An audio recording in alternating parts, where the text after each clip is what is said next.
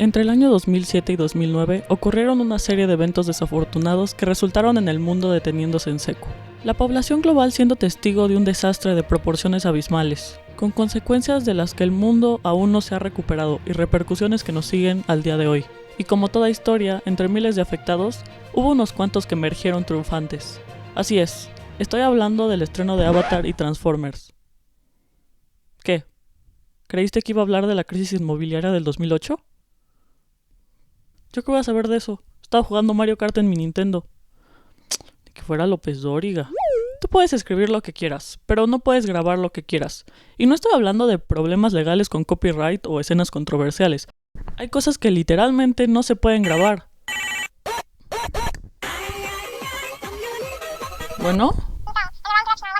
Sí, señor productor. La siguiente escena tiene una nave alienígena con forma de ballena voladora que destruye Nueva York desde un agujero de gusano gigante. ¿Qué le dijo el departamento de extraterrestres? ¿En cuánto nos retan cada ballena?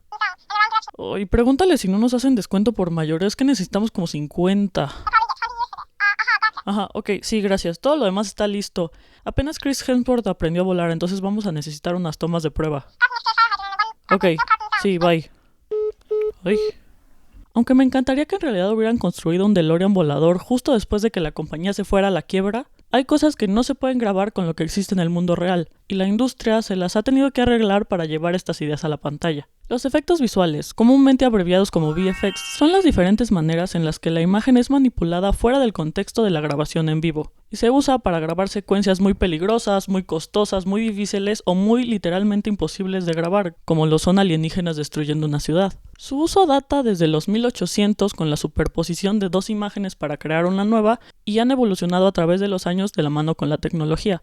Es por esto que uno de los argumentos en su contra más populares es que nunca envejecen bien. Lo que era un logro hiperrealista en los 70s ahora se asemeja a lo que puede hacer cualquiera con la pantalla verde que compró en Amazon. La tecnología avanza, se vuelve más accesible y se inventan nuevos métodos para llevar a la pantalla grande cosas que solo existían en papel. Antes del mundo digital, las transiciones de Star Wars eran dificilísimas de lograr, y ahora las usan todos los de recursos humanos en sus presentaciones. Gracias, George Lucas, por PowerPoint.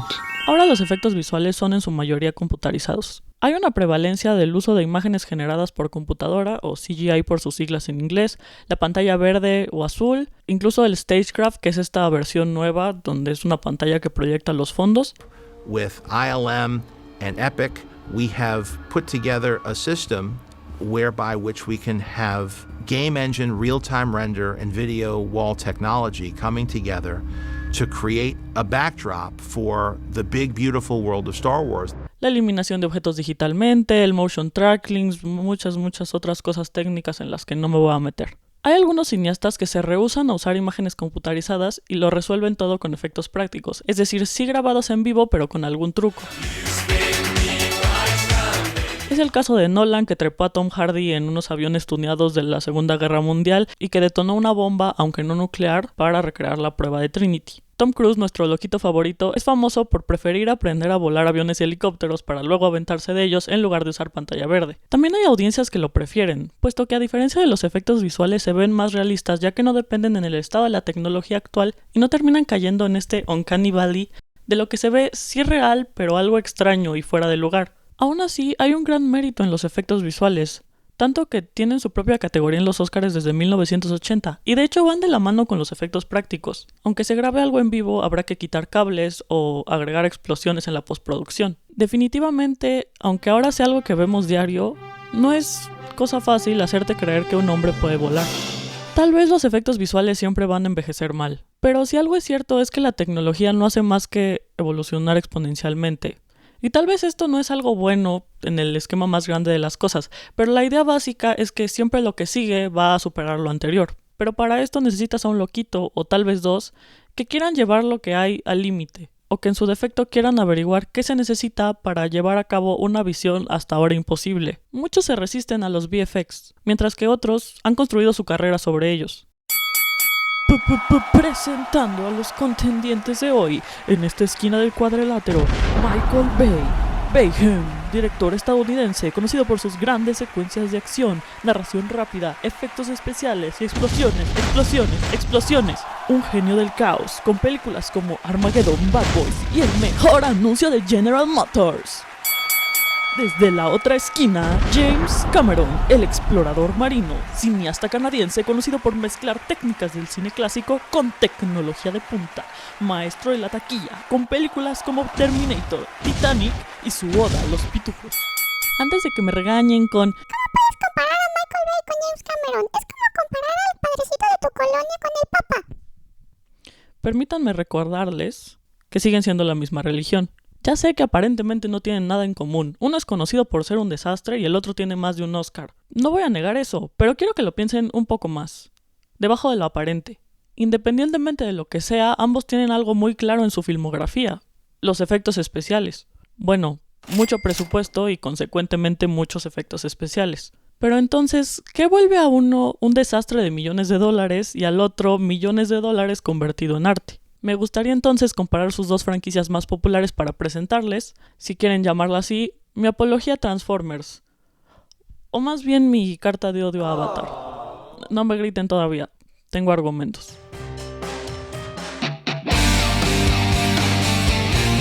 Si no creciste en los 80s y tu papá no te ponía sus caricaturas, de seguro el primer acercamiento que tuviste al gran concepto que son los Transformers fue la película del 2007. Una clase de historia rápida, Transformers a secas es una franquicia multimedia producida por dos compañías de juguetes, Hasbro de Estados Unidos y Takara Tomy de Japón. Básicamente sigue la guerra entre los heroicos Autobots contra los malvados Decepticons, dos especies de alienígenas con la habilidad de transformarse en diferentes cosas, entre ellas vehículos y animales. La franquicia empezó en 1984 con la primera generación de juguetes y engloba la serie de los 80s y los primeros cómics. De ahí siguió la segunda generación, que tuvo una serie con su mini universo, varios reboots de los personajes de la primera generación, bla bla bla, mucho texto que no nos importa. Era algo bastante simple, algo que las compañías de juguetes han hecho miles de veces. Una estrategia transmedia para vender Transformers. Y honestamente, funciona bastante bien. Igual que Barbie, My Little Pony, He-Man o cualquier otro juguete así, son piezas mediáticas dirigidas a niños para que lean el libro, vean la película o jueguen el videojuego y vayan corriendo a decirle a sus papás que les compren la nueva Barbie Fairytopia Mermaidia que le cambia de color el cabello en el agua.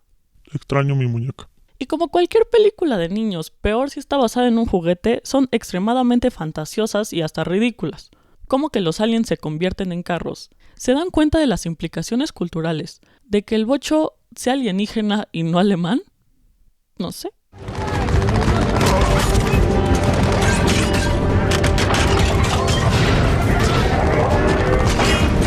Ariana, what are you doing here? ¿Qué dices? Ah, ok, sí estuvo ahí. Bueno.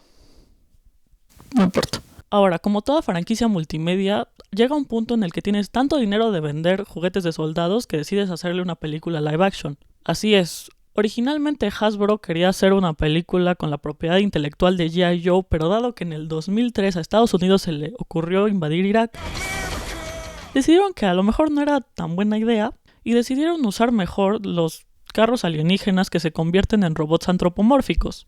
Algo más tranquilo para el público estadounidense. Ok, pero cuando estaba investigando esto, la página de Wikipedia en inglés decía algo así como que inicialmente querían hacer una adaptación de G.I. Joe, pero cuando Estados Unidos lanzó la guerra de Irak, Hasbro propuso hacer una película con los Transformers en su lugar. Y bueno, esa palabra me sonó a que les ganaron la idea y en las oficinas Hasbro estaba así.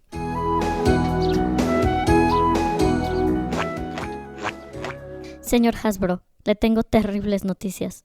Parece que el Pentágono nos ganó la idea. ¿Qué? Así es. Invadieron Irak un mes antes de que nosotros lo hiciéramos. Demonios, Ramírez. ¿Qué sigue? ¿Cuál es el plan B? Me temo que no hay de otra. Hay que hacer la película de Transformers. De los creadores de la guerra de Afganistán.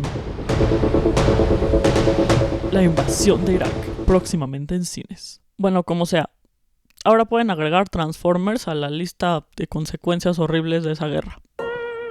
De nada. Ya cuando decidieron empezar la película, se unieron los productores con los escritores, se unieron nuevos, le llamaron a los originales y eventualmente llegaron a un consenso de lo que querían fuera la esencia de la película, qué Autobots iban a salir y la narrativa que iba a tener desde un punto de vista humano. En el 2004 Steven Spielberg se unió al equipo como productor ya que era fan de los juguetes y los primeros cómics, y fue él quien le dijo a nuestro chico dorado personalmente que dirigiera la película. Inicialmente Michael Bay no iba a aceptar el proyecto porque él decía que se trataba de una película tonta de juguetes. ¿Te imaginas cómo nos sentimos nosotros?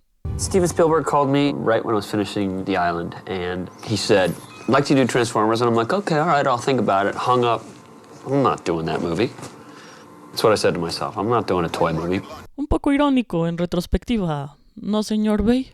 Aún así, Bay había querido por mucho tiempo trabajar con Spielberg, así que habló un poquito con Hasbro. And they put me through Transformers school. Something in Transformers just struck me when I was sitting there. I said to myself, if you can make this really real and edgy, and I saw a couple images that were towards the direction that they would like to take this, and I'm like, that's really interesting. So I think right then and there I was kind of sold on trying to make this idea work. Y eventualmente aceptó el proyecto, haciéndole algunos cambios para que no se sintiera tan infantil, dándole más protagonismo a los militares y agregando los chistes rancios horribles de Megan Fox. Yeah, no, I'm cool with, females working on my engine. I prefer it, actually. Oh, brother, this guy stinks! Ya hablé mucho y a lo mejor te estás preguntando, bueno, ¿y de qué trata la película? No sé. Si te enteras me avisas. Pero básicamente hay un cubo todopoderoso en algún lugar de un gran país que le da vida a todo. Y hubo una guerra civil entre los Autobots liderados por Optimus Prime y los Decepticons liderados por Megatron. Los primeros querían el cubo para regresarle la vida a su planeta Cybertron, mientras que los últimos querían, usarlo para el plan malvado más viejo de todos. ¿Qué vamos a hacer mañana? Lo mismo que hacemos todas las noches, Pinky. Tratar de conquistar al mundo.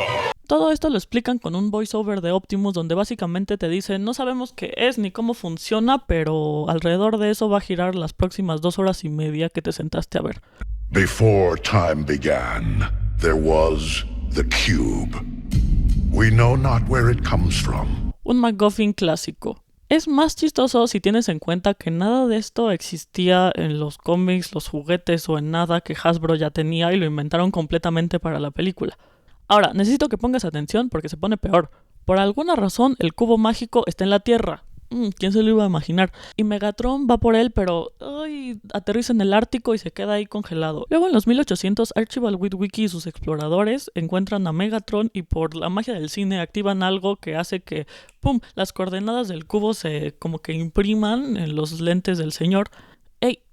No te distraigas. Todavía no acabo. En el presente, o bueno, en el 2007, llegan otros Decepticons a la Tierra disfrazados de vehículos de combate y atacan una base militar. ¿Espera, qué?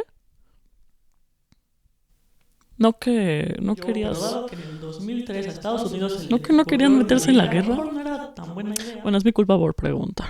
Mucho pium pium pium y hackean la base del gobierno. ¿Para qué será? ¿Obtener información confidencial sobre alienígenas en la Tierra y en consecuencia encontrar a Megatron? No, claro que no. Para encontrar los lentes en eBay. Ya saben, ¿para qué buscar algo en Google si puedes hackear una potencia mundial? La que puede. Y bueno, ahora tenemos a Shia LaBeouf como Sam Witwicky, el descendiente del señor de los lentes que los está vendiendo ahora en eBay. Aparentemente Bumblebee, previamente conocido por ser un bochito amarillo, de ahí su nombre, está escondido en la Tierra disfrazado de un Camaro del 76, porque Chevrolet soltó mucho dinero. Sam lo compra en uno de estos lugares de carros usados y le dice, carro feo, y se convierte en un Camaro nuevo. It's Britney, bitch. De ahí energía sexual rara con Megan Fox y chistes horribles que solo sirven para jalar pubertos al cine. The boy's pheromone levels suggest he wants to mate with the female. Ahora los demás Autobots llegan a la Tierra para enfrentarse a los Decepticons y se copian diseños de otros carros. Yo siento que en este universo las compañías automotrices podrían demandar a los Transformers por copyright. Pero bueno, ya me estoy desviando. Más apes, explosiones, el gobierno atrapa a Bumblebee, pero Sam les dice no, mijo, y los convence de que es bueno. Lo liberan y convierte el cubo en un cubo chiquito. Ahora todos están destruyendo Los Ángeles y Sam mata a Megatron con el cubo, pero eso hace que también el cubo valga gorro y entonces los Transformers ya no pueden revivir su planeta. Bumblebee se quiere quedar con Sam, Optimus manda un mensaje a los demás Autobots del universo, abrazos, besos, Linkin Park, créditos. ¿Entendiste? No me importa. Creo que aquí, más que la trama, hay que entender lo que significó esta película culturalmente. Fue la película más taquillera del 2007, introduciendo nuevas generaciones al concepto de los juguetes y llamando generaciones viejas a ver esta nueva presentación de lo que ya conocían. ¿Fue eso algo bueno? Depende de cómo lo quieras ver. Sí, Capitán Obvio, ya sabemos que son películas malas. eBay. Acabo de describir la trama que se inventa un niño chiquito jugando con sus juguetes, y quién sabe, a lo mejor así es como escribieron el guión. Pero independientemente de lo obvio, es interesante ver lo mucho que el público quiere esta película, a diferencia de los pseudocríticos de cine. Como dije antes, todo depende de cómo lo veas. El consenso en Rotten Tomatoes lee que, aunque es difícil encontrar personajes creíbles en Transformers, los efectos son asombrosos y la acción es estimulante. Sí, nadie la pinta como la mejor película independiente y vanguardista que vas a ver, pero tampoco la destruyen por haberse querido vender de esa manera. La historia, los personajes y todo es un desastre, pero es un desastre bastante asombroso de una manera que solo Michael Bay podía lograr. El crítico Robert Eggers le dio 3 de 4 estrellas diciendo que es diversión tonta con muchas cosas que explotan bien chido y tiene la gracia de no solo saberse absurda, sino de volverlo una herramienta. Y sí, es una premisa ridícula, que se llevó a cabo de una manera peor de ridícula, con personajes incoherentes, chistes malos, tramas artificiales, conflictos de 3 pesos y explosiones y explosiones y explosiones. Pero hay cosas que sobresalen en el desastre, que si decides ver puedes pasarlo mejor en esas 2 horas y media que vas a gastar. Sobre todo esto, se nota cierta pasión y el sello de su creador en todo esto. Siendo una película de desastre, se usan muchos efectos prácticos mezclados con efectos visuales, muchos que Michael Bay tuvo que supervisar para llevar al límite. Tuvieron que encontrar maneras para que este mecanismo de transformación de los robots se viera real. Una atención al detalle impresionante en cada pieza de los carros, mezclado con este sello caótico del director de destruir todo lo que se encuentra, que hace que la película, a pesar de todo, se sienta suya. En retrospectiva y comparándola con todas las secuelas que salieron, muchos dicen que es probablemente la mejor película de Bay. eBay. Aunque déjenme les digo, la barra está en el suelo. La verdad es que probablemente es esta primera instalación la única que no se considera una aberración a todo lo sagrado. I'm an inventor. Pero aún así, nunca nadie está diciendo que es increíble. Es más un gusto culposo que ves irónicamente hasta que te das cuenta que a lo mejor no todo es malo. Entre sus fallas más notorias está pues la falta de una trama y que cada instalación agrega nueva información al trasfondo de los Transformers. Apenas llegaron en el 2007. Espera, de hecho estaban con los egipcios. ¿Sabes qué? Ellos fueron a la luna con el mismísimo Buzz Aldrin. Allow me to please introduce to you 2 of NASA's founding mission directors and astronaut Dr. Buzz Aldrin, Ariana, what one are of the you first 2 doing men here? to step foot on the moon. Sir, Optimus Prime. And from a fellow space traveler, it's a true honor. The honor is mine. Aparte de los egipcios, estaban aquí desde la mesa redonda del rey Arturo. ¿Te dije mesa redonda? Estaban aquí desde los dinosaurios, rey. Si es que deciden ver todas, aunque yo les diría que irse a formar a una oficina de gobierno sin alguna razón sería un mejor uso de su tiempo, se van a dar cuenta que los problemas de la saga solo se intensifican, y las cualidades que tenía la primera se van desvaneciendo. Cada una es una nueva excusa para explotar cosas en 4K y hacer máquinas de efectos especiales cada vez más complicadas. Por ejemplo, para la segunda película, Bay quería una monstruosidad de CGI llamada el Devastador, un Transformer gigante hecho de varias máquinas de construcción.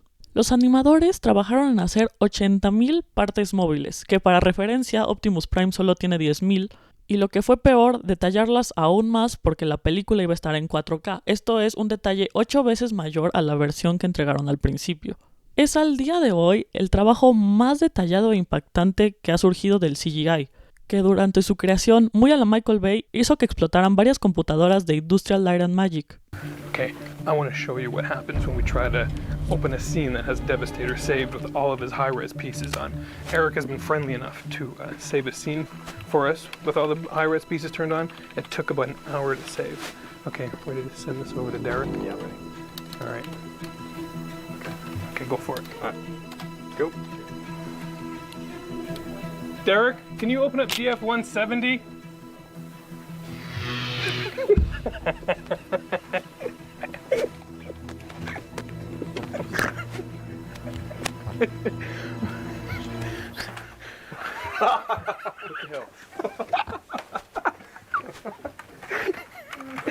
Now that's a giant fucking robot. Judy, better call the city. We got a blown transformer. Tienes que romper huevos para hacer un omelette. Aún y se haga un cagadero.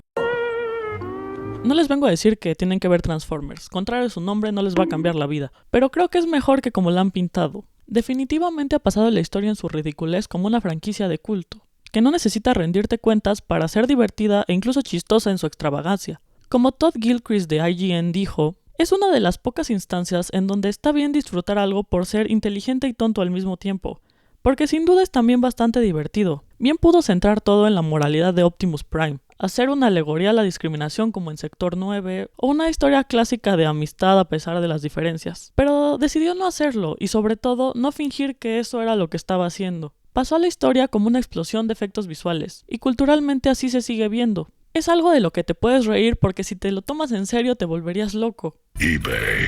Definitivamente no es para todos ver una serie tan incoherente como lo son los Bayformers, pero una vez más, nadie te está obligando. Nadie dijo que fuera más de lo que pretende ser. Leí una reseña en Letterboxd sobre la quinta película de Last Night que creo que resume la franquicia. El usuario le dio de 100 puntos y la calificó como un disparate maravilloso y deslumbrante. El constante cambio de aspect ratios es extrañamente adecuado para semejante pieza incoherente de plasticidad y fantasía. Si esta película tiene como 8 aspect ratios diferentes que cambian injustificadamente a cada rato, ¿por qué no?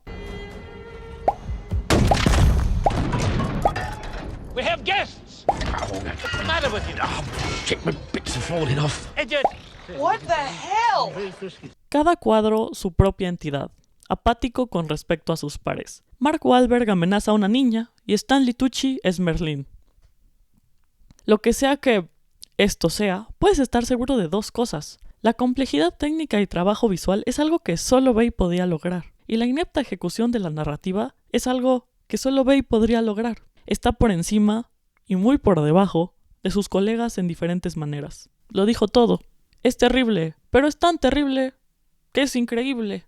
Wow, that was tingly. Y si ustedes también perdieron más de 16 horas en la franquicia más desastrosa de Hollywood, ya saben que hay un solo culpable. George W. Bush.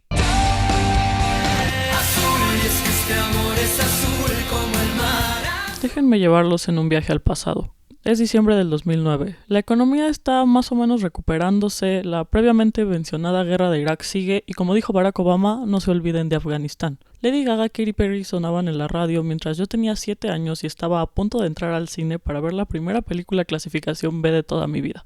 Para mí era algo importantísimo y no lo voy a poder olvidar por ese simple hecho. Yo, que hasta ese momento solo podía ver caricaturas en el cine, al fin iba a ver algo digno del intelecto que predicaba yo a mis 7 años. Silencio, pitufos, llegaron otros monitos azules a desbancarlos. De lo poco que recuerdo me había encantado, tanto que la sigo teniendo en DVD.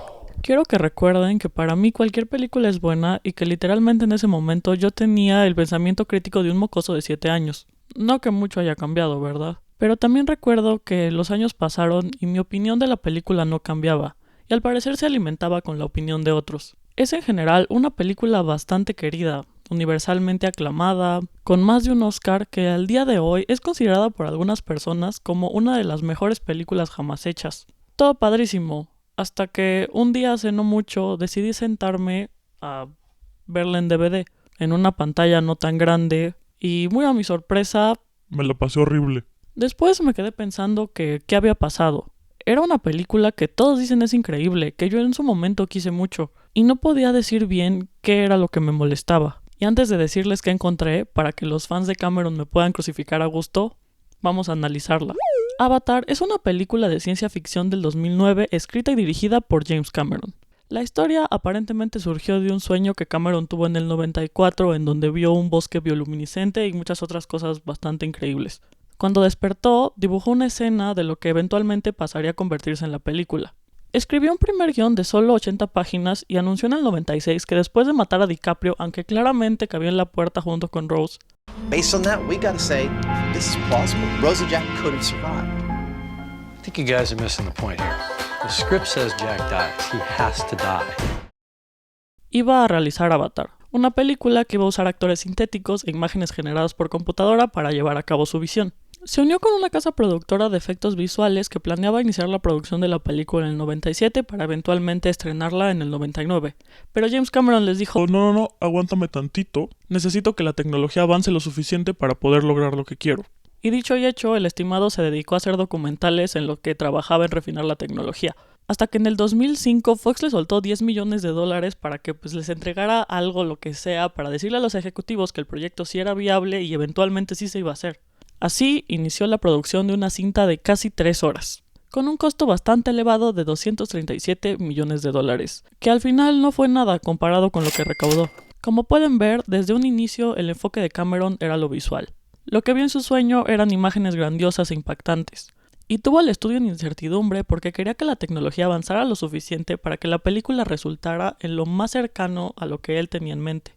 Nada mal con esto, no necesita rendirle cuentas a nadie, mucho menos a mí, sobre lo que quiere hacer con sus millones de presupuesto. Y tampoco voy a negar que tanto la primera como sus secuelas son festines para los ojos, de esas películas que te dejan mirando la pantalla con asombro, esperando salir con ansias al mundo y encontrar un paisaje igual de impactante. Ya se sabía qué se iba a ver en pantalla, pero ¿con qué excusa? O bueno, ¿qué historia iban a contar? Para mí, y creo que para varias personas, fue una excusa bastante pobre para poder armar su show. Quiero hacer mi show. Definitivamente aquí, al contrario que Transformers, la trama es mucho más fácil de seguir. Tenemos una historia ambientada en el futuro en la que los humanos están en el proceso de colonizar un planeta llamado Pandora, con el objetivo de minar un material llamado unobtainium. Obviamente, la colonización amenaza la vida de los nativos Na'vi, que son nuestros aliens azules. Los humanos, aparte de agarrarse a trompazos con los nativos, tienen algo llamado el programa Avatar, en donde científicos utilizan cuerpos artificiales Na'vi que pueden controlar remotamente para así adentrarse en el planeta y hacer sus investigaciones. Nos presentan a nuestro protagonista, Jake Sully, un soldado que es enviado a Pandora para usar el avatar de su recién fallecido hermano gemelo, ya que los cuerpos artificiales están codificados con el ADN de la persona que los iba a usar, y la compañía no puede o no quiere darse el lujo de perder la inversión que hizo en un avatar si nadie más lo va a poder usar. Ahora, esto es algo complicado, porque quienes se adentran con avatares a Pandora son usualmente científicos pacifistas que solo van a investigar. I need a researcher, not some jarhead dropout. Mientras que Jake es un militar que solo está ahí porque comparte el ADN de su hermano. Esto resulta en una guerra rara de facciones en donde el coronel, que odia a los nativos, le ordena a Jake que juegue al espía doble para destruirlos desde dentro. Luego, el catalizador de toda la historia es que Jake es atacado por la fauna en el bosque y es encontrado por la princesa Neytiri, quien, convencida por señales divinas de la naturaleza, no lo mata. Mejor le enseña las tradiciones de su gente y eventualmente se enamoran porque, ¿qué más esperabas? De aquí, una historia clásica del elegido en donde el Salvador Blanco es aparentemente más poderoso que los mismos nativos. Luego, una batalla de malos muy malos contra buenos muy buenos. Los humanos quieren destruir el árbol que es la matriz de toda la vida en Pandora porque ahí hay un obtainium y son muy avariciosos. Jake obviamente ahora está del lado de los nativos y se pelean. Al final ganan los Na'vi y mandan a los humanos a romper jergas. Jake termina pasando su conciencia completamente a su avatar y todos felices con la naturaleza. Aquí dirás, ¿qué tiene de malo? Es una historia con un mensaje muy claro en contra de la codicia humana y a favor de la protección de la naturaleza. Sí, ok, no estás mal en eso. Y definitivamente para el 2009 fue algo muy importante porque el movimiento ecologista apenas iba empezando. Pero tal vez, y esto solo es en retrospectiva, es un mensaje demasiado claro. Un mensaje que te dan a cucharadas ya masticado. Y aunque en esencia no es algo anormalmente terrible ni mucho menos, es una falla que se intensifica cuando la ves en tu televisión de bolsillo Casio, en lugar de en el cine en 4K cuando era la mejor innovación de su época.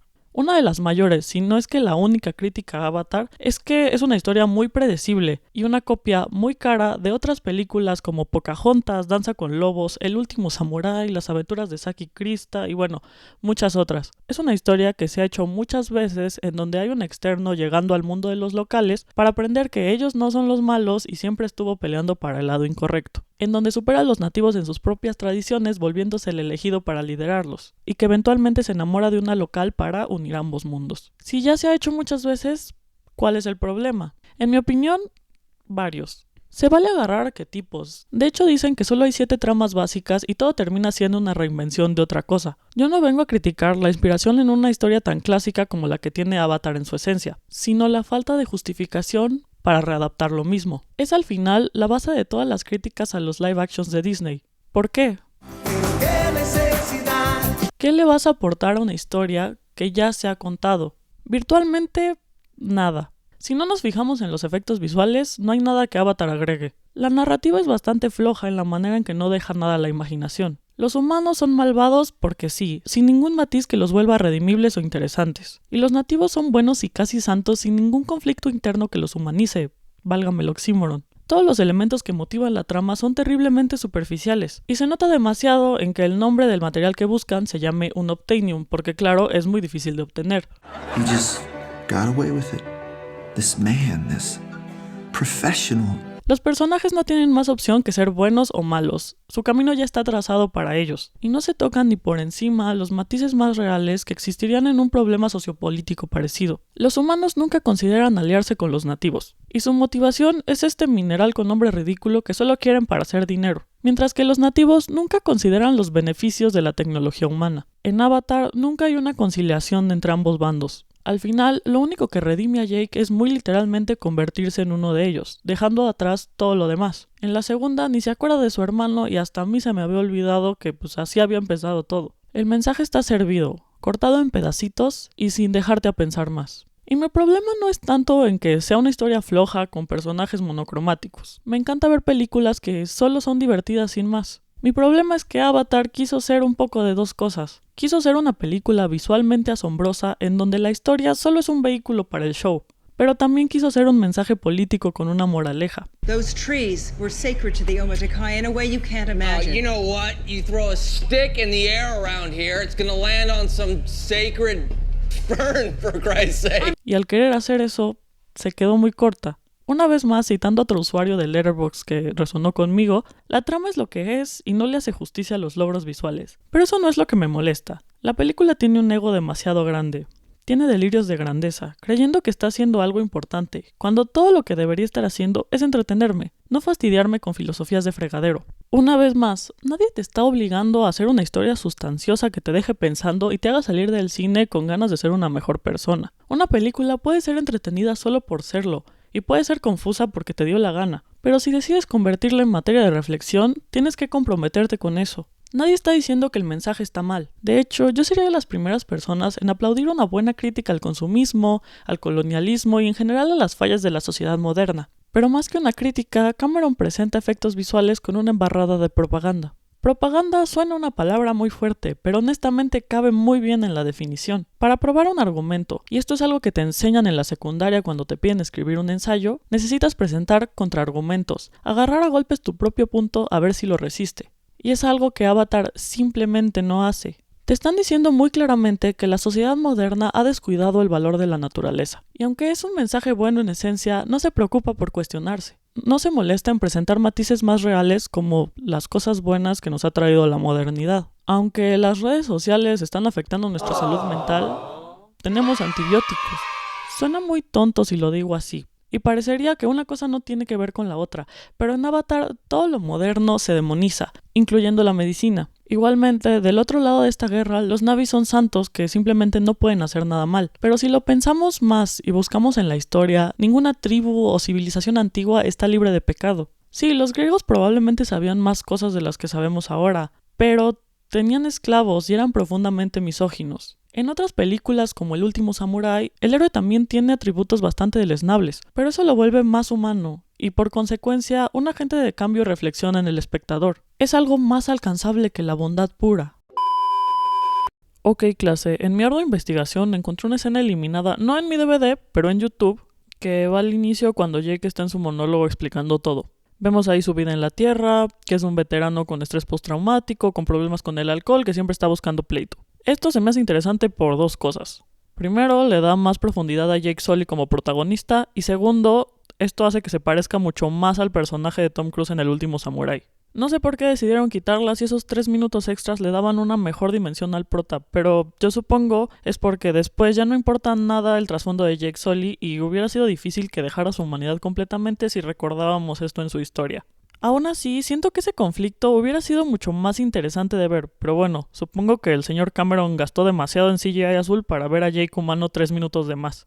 Y también los antagonistas tienen características redimibles que le muestran al público que no es necesario ser un monstruo para cometer monstruosidades. Pero el mensaje no funciona mucho si los malos son muy malos y los buenos son muy buenos. Si yo no puedo ver en el coronel hipermalvado cualidades que perciba en mí, termino yo librada de todo pecado, sin ningún espacio para la mejora. Y yo sé que lo siguiente es decir, bueno, pero es una ficción y no tienes que tomártelo tan a pecho. Es algo irreal y por eso los Na'vi son perfectos y los humanos son prácticamente diabólicos. Perdón, pero no. No puedes tener un mensaje tan claramente político, ejecutarlo con flojera y luego escudarte en el argumento de que solo es una película. Si fuera solo una película, no me estaría recordando constantemente quiénes son los malos y, más importante, por qué son malos. Because this little gray rock sells for $20 million a kilo. That's the only reason. Con una analogía demasiado clara a la sociedad moderna y el consumismo actual que para no ver tendría yo que estar imbécil. Si quería solo ser una película, dame efectos especiales y una historia pedorra que no sea más que eso. Zapes, paisajes y aliens azules. Y si quieres ser algo que me deje pensando, no pienses por mí. La opinión pública, por lo menos recién había salido la película en el 2009, era que James Cameron no solo había innovado en efectos visuales, sino que lo había hecho con una maestría del storytelling. Pero yo, en lo personal, creo que es una película que trata al espectador como idiota, creyendo que no vas a entender nada si no te lo dicen literalmente. This is why we're here. Unobtainium.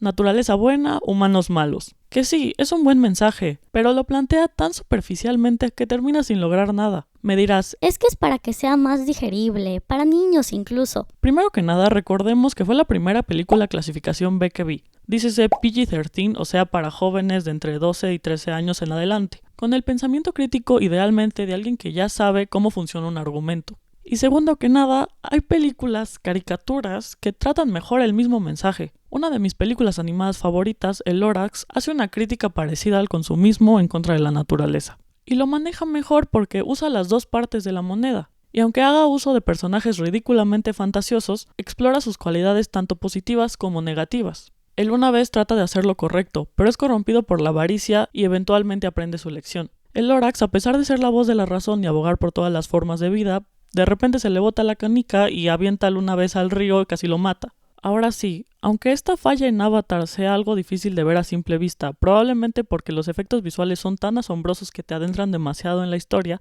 las críticas a Avatar, aunque muy positivas, sí dan a notar que el fuerte de Cameron no son las narrativas sólidas. El consenso de Rotten Tomatoes lee, tal vez más impresionante a nivel técnico que como una pieza narrativa, Avatar reafirma el don de James Cameron para el cine imaginativo y absorbente. Y sí, pues sea lo que sea, aunque me haya enojado con ella por durar más de 2 horas y tratarme como imbécil, es una película que te sabe atrapar. Tal vez sea la película más sobrevalorada de la historia, con secuelas que pecan de lo mismo sacándose tramas de la cola. ¿Cómo que ahora hay tribus en el agua si nunca dijeron nada de eso en la primera? Como sea, a pesar de todo esto, hay que recordar que el centro de Avatar son los efectos especiales. Desde el 2009, y peor ahora que le soltaron más dinero a Cameron y no ha querido volver a ver el Titanic desde su submarino. Las alabanzas que más recibe Avatar son sobre los efectos especiales. Hizo que se crearon nuevas técnicas que se siguen usando, como el motion capture, para que los animadores pudieran usar de referencia a los actores interpretando sus personajes. E incluso softwares nuevos para almacenar y supervisar todo el trabajo. Sí, es increíble, y aunque de repente me saque un poco de onda que se vea como un videojuego, son innovaciones que no solo sirven para una película, reinventan todo el medio. Y está bien agarrar un argumento pedorro si lo único que quieres es ver aliens azules en un paisaje espectacular. Todo eso se los hubiera pasado si no me lo hubieran querido vender como la mejor película épica del siglo. No está mal, pero tampoco me va a cambiar la vida, no personalmente. En mi humildísima opinión, toda la franquicia de Avatar es una excusa para usar efectos especiales, igual que Transformers. Y la única diferencia que tienen los aliens azules con los carros mutantes es que Avatar supo reducirse a lo más básico para venderse mejor, mientras que Transformers decidió dejar libre su caos incoherente. Tal vez James Cameron sí cree que nos está dando algo nuevo con Avatar, pero si lo piensas más de 2 segundos te vas a dar cuenta que lo único nuevo son las gráficas de PS5. Y Michael Bay se ha hecho su fama en no saber qué está pasando ni qué sigue, sin que te lo tomes en serio. Me gusta reírme de un chiste que se sabe gracioso. eBay. No de alguien que se cree más por repetir lo que leyó en un libro de filosofía hace 10 años. Entonces, queda a su discreción si Transformers o Avatar son malas películas o no. Pero yo creo que hasta los Autobots te pueden enseñar algo si los dejas. Yo no soy Optimus Prime, y envío este mensaje a todos los que vieron Avatar por segunda vez y ya no les gustó tanto. Estamos aquí. Estamos esperando.